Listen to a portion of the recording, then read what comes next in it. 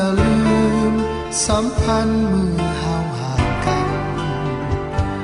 เฮาเคยหักผูกพันชั่วนิดนิรันดร์คืนวันเพ็ญมองจันทร์แห่งเฮาพบกันที่หักมั่นใจเธอนะจอมหวนที่หักแปรพันเมื่อเฮาห่างกันจงหอคอยวันที่เฮาลี้ลับพัน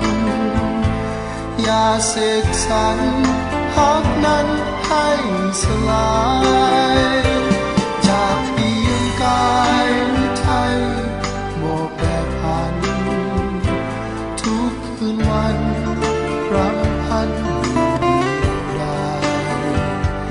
ยังเฝ้าหักเฝ้าห่วงอยู่บ่หาย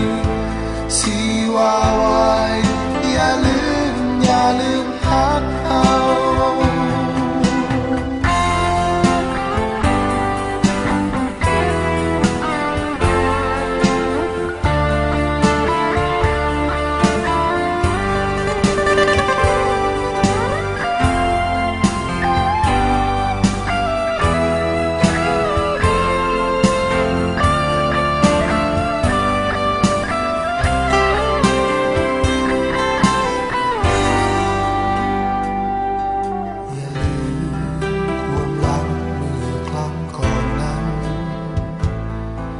อย่าลืมสัมพันธ์เมื่อเฮาห่างกัน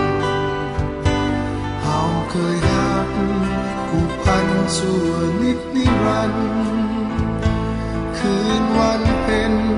มองจันทร์แห่งเฮาพบกันที่หักมั่นใจเธอนะจอมหวนที่หักแปรผันเมื่อเฮาห่างกันจงหอคอยวันที่เฮานี้กับพันอย่าเสกสรรหักนั้นให้สลายจากเพียงกายหรือใจ